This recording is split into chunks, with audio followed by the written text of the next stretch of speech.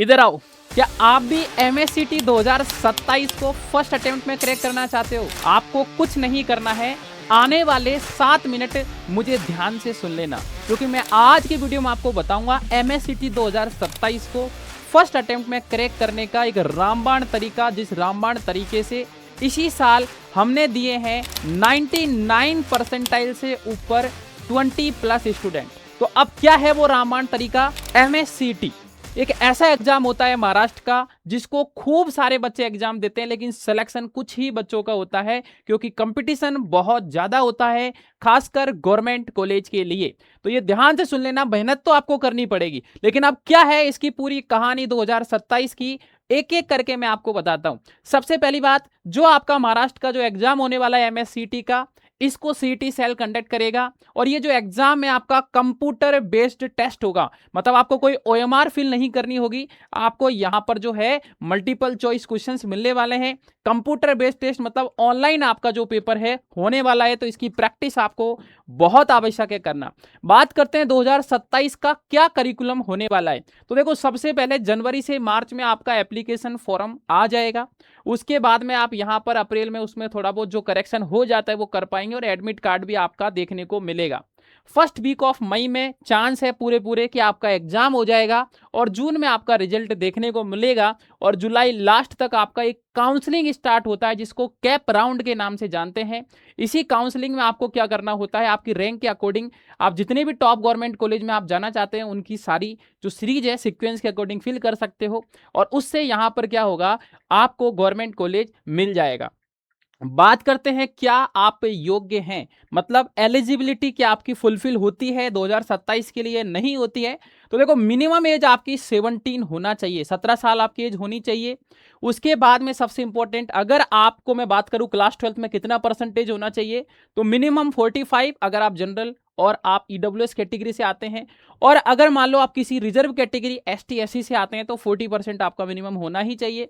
Physics chemistry biology के साथ साथ में इंग्लिश आपका क्लास 12 में होना कंपलसरी है, तो ये भी बहुत इंपॉर्टेंट बात है। अब दोस्तों बात करते हैं कि एग्जाम का पैटर्न क्या होगा। तो 100 क्वेश्चंस होंगे, 100 नंबर का आपका पेपर होने वाला है, जिसमें 5 सब्जेक्ट आपसे पूछे जाएंगे, फिजिक्स, केमिस्ट्री, बायोलॉजी, इंग्लिश और नर्सिंग एप्टीट्यूड। ये 5 सब्जेक्ट आपके 20 नंबर के होंगे, और हर एक सब्जेक्ट में 20 क्वेश्चंस होने वाले हैं। तो ये चीज आपको पता होना चाहिए कि फिजिक्स, केमिस्ट्री, बायोलॉजी से काम नहीं चलेगा।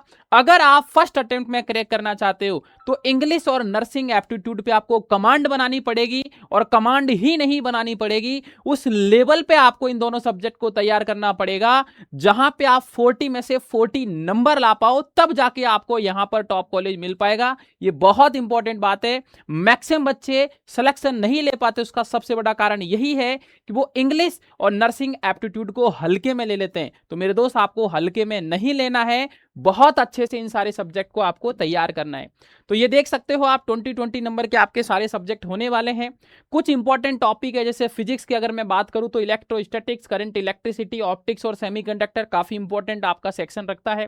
केमिस्ट्री में ऑर्गेनिक केमिस्ट्री खासकर खूब सारे सवाल आते हैं, इलेक्ट्रोकेमिस्ट्री, बायो मॉलिक्यूल और केमिकल बॉन्डिंग, ये मेजर पोर्शन है जिससे सवाल ज्यादा पूछे जाते हैं। पढ़ना हमको सब है, बट इन पर थोड़ा सा फोकस ज्यादा कर सकते हो। बायोलॉजी में जैसे आपका ह्यूमन फिजियोलॉजी हो गया, जेनेटिक्स हो गया, बायोटेक्नोलॉजी हो गया, इकोलॉजी हो गया, ये सारे सब्जेक्ट है जिनका जो वेटेज है डेफिनेटली बहुत ज्यादा होने वाला है।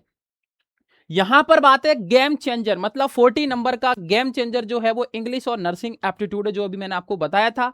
इंग्लिश के अंदर आप ग्रामर बहुत अच्छे से करेंगे, वोकैब करेंगे, रीडिंग कॉम्प्रेशन, एरर डिटेक्शन, इन सब की प्रैक्टिस करनी पड़ेगी लगातार, तब जाके आपका इंग्लिश अच्छा होगा। सेम नर्सिंग एप्टीट्यूड एक ऐसा पोर्शन है, अगर 2 महीने भी ढंग से दे दिए ना तो पूरे में से पूरे नंबर आएंगे, लेकिन शर्त यही है कि आपको मल्टीपल चॉइस क्वेश्चंस की प्रैक्टिस करनी होगी। उसके बाद में हम बात करते हैं कि अब सर किस तरीके से हमारा मास्टर प्लान होना चाहिए सिलेक्शन लेने का। तो फेज 1 में आपको यहां पर क्या करना होगा, जो शुरुआती जो टाइम होता है उसमें आपको कॉन्सेप्ट मजबूत करने हैं।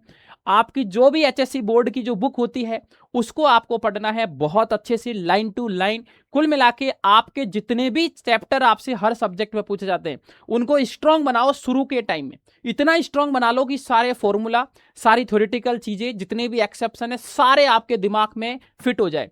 फेज 2 में आपको फिर क्या करना है, रोज आपको मल्टीपल चॉइस क्वेश्चंस की प्रैक्टिस करनी है, साथ साथ में इंग्लिश भी आपको पढ़ना है, ग्रामर, वोकैब वगैरह। तो ये सेकंड फेज में काम करना है।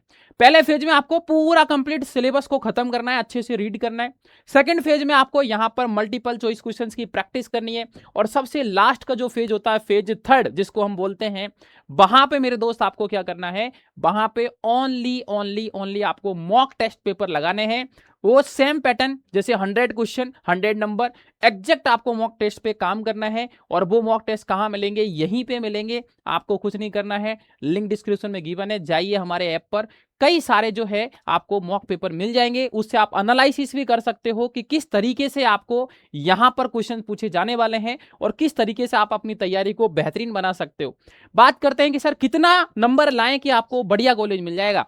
तो मेरे दोस्त याद रखना, अगर आप गवर्नमेंट कॉलेज में जाना चाहते हैं तो आपका स्कोर टॉप गवर्नमेंट में जाना चाहते हो 95 प्लस, सिर्फ गवर्नमेंट मिल जाए कैसे भी करके 90 नंबर मिनिमम चाहिए ही चाहिए।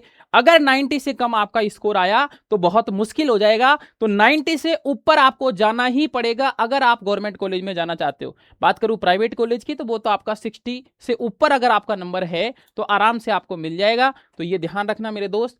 उसके बाद में यहां पर महाराष्ट्र में बहुत सारे बेहतरीन बेहतरीन कॉलेज है जिनमें पढ़ने का क्या फायदा है।